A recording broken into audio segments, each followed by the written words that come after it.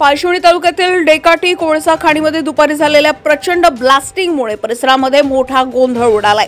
या ब्लास्टिंगमुळे हवेत उडालेल्या कोळशाच्या मोठ्या दगडांनी ग्रामपंचायत वार्ड क्रमांक 1 मधील काही नागरिकांच्या घरावर आणि दुकानांवर धडक मारली आहे।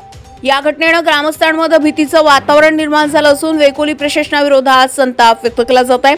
ब्लास्टिंग नंतर मोठ्या प्रमाणात कोळशाचे तुकडे व दगड हवेत उडून आसपासच्या घरांमध्ये आणि दुकानदारांच्या मालमत्तेवर पडले।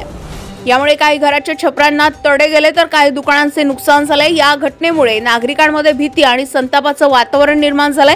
वेकोली प्रशासनाच्या हलगर्जीपणामुळे अशा घटना वारंवार घडत असून नागरिकांना त्याचा फटका बसत आहे।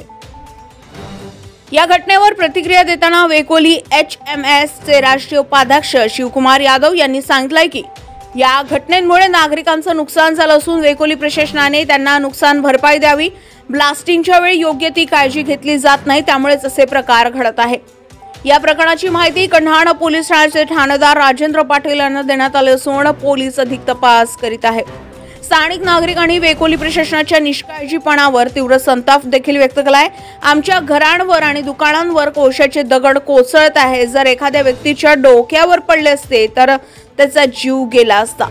वेकोलीने यासाठी जबाबदारी घ्यावी आणि नुकसान भरपाई द्यावी असं देखील नागरिकांनी सांगितलंय। या संपूर्ण प्रकरणाची चौकशी सुरू असून स्थानिक प्रशासन आणि पोलीस यावर काय भूमिका घेतात याकडे सर्वांचं लक्ष लागलंय।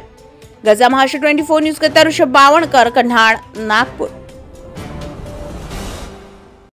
ताज्या घडामोडी आणि बातम्या जाणून घेण्यासाठी गरजा महाराष्ट्र 24 न्यूज या आपल्या YouTube चॅनलला सबस्क्राइब करा आणि बेल आयकॉन दाबायला विसरू नका, जेणेकरून आपला व्हिडिओ आल्याची ताजी खबर तुम्हाला ताबडतोब मिळेल।